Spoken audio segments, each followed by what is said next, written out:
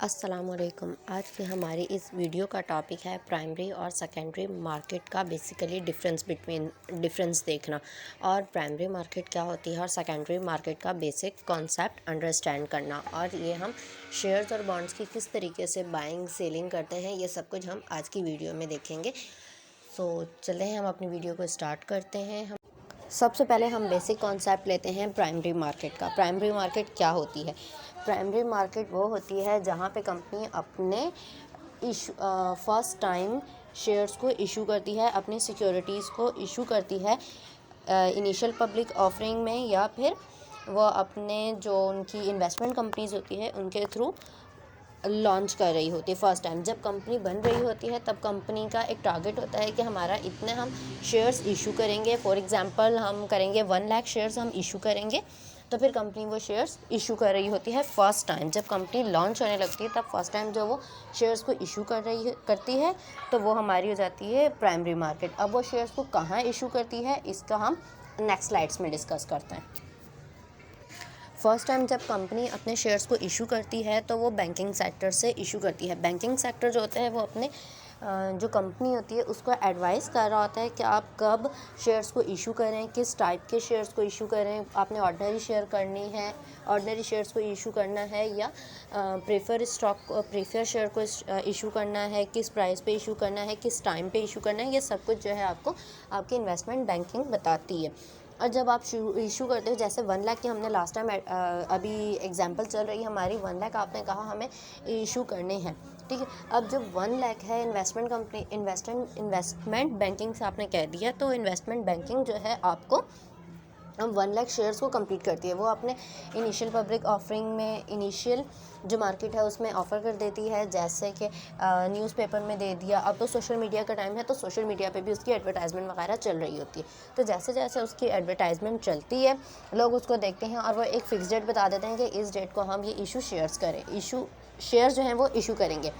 तो फिर लोग वहाँ पर जाते हैं और वहाँ से जाके अपनी एप्लीकेशंस को जमा करते हैं।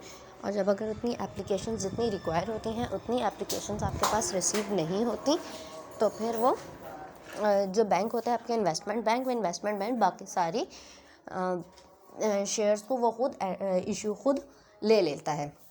और जब वो बाकी सारे शेयर्स को खुद ले लेता है तो फिर और कंपनी को 1 लाख शेयर्स की नीड है तो वो 1 लाख ही कंप्लीट करके देगा। और जब वो खुद लेता है तो बैंक को इससे क्या फ़ायदा होता है? बैंक को इससे लेने पे भी कमीशन मिलता है, और जब बैंक उसको सेल आउट करता है तो उस पर भी कमीशन होता है, क्योंकि बैंक अपने पास शेयर्स को ज़्यादातर टाइम नहीं रख सकता। वो कुछ 2 से 3 मंथ्स के बाद उन शेयर्स को सेल आउट करता है, फिर चाहे वो कंपनी ही उसे रीपरचेज़ क्यों ना कर ले या फिर कहीं बाहर के कस्टमर्स को वो सेल आउट करे। सेकेंडरी मार्केट वो होता है जहाँ पे इन्वेस्टर्स जिन्होंने अपनी सिक्योरिटीज़ ली होती हैं फर्स्ट टाइम, वो वहाँ पे जाके अपने सिक्योरिटीज़ को बाइंग और सेलिंग कर रहे होते हैं।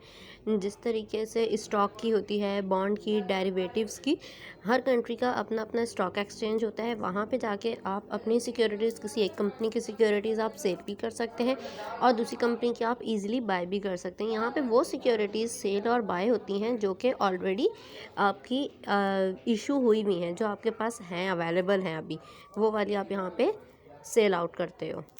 आपको हमारी वीडियो पसंद आ रही है, आपको समझ आ रही है, तो हमारी वीडियो को लाइक कर दें और हमारे चैनल को सब्सक्राइब कर दें ताकि आने वाली वीडियोस आपको ईज़िली मिल जाए।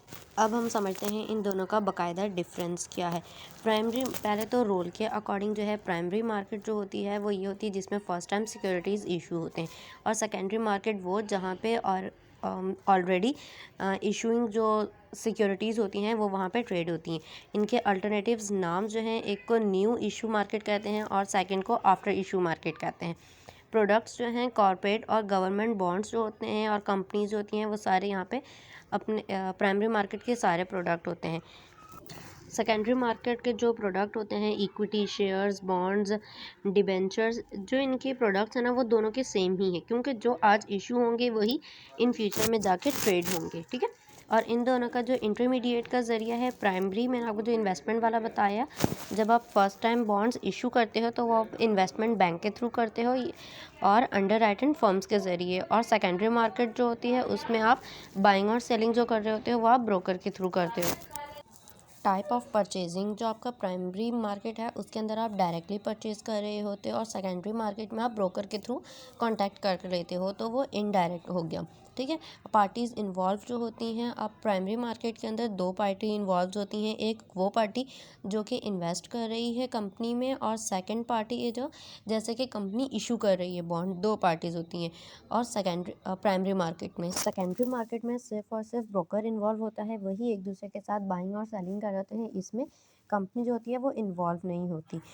और द प्राइमरी मार्केट की जो प्राइस होती है, प्राइस के अकॉर्डिंग देखी जाए तो वो उसकी प्राइस फिक्स होती है, जबकि सेकेंडरी मार्केट की जो है शेयर्स की प्राइस वो फ्लैक्चुएट होती रहती है। जिस तरीके से आपके शेयर्स की डिमांड इंक्रीज़ होगी तो फिर प्राइस भी उसकी इंक्रीज़ हो जाती है, और जब डिमांड कम हो रही हो तो फिर प्राइस भी कम हो जाती है। इन लोगों का इन्वर्स रिलेशनशिप होता है। बेनिफिशियरी प्राइमरी मार्केट का जो बेनिफिट होता है वो इशू ऑफ कंपनी का होता है, क्योंकि कंपनी के पास पैसा आ रहा होता है। सेकेंडरी मार्केट का जो बेनिफिट होता है वो इन्वेस्टर को होता है। Thank you so much.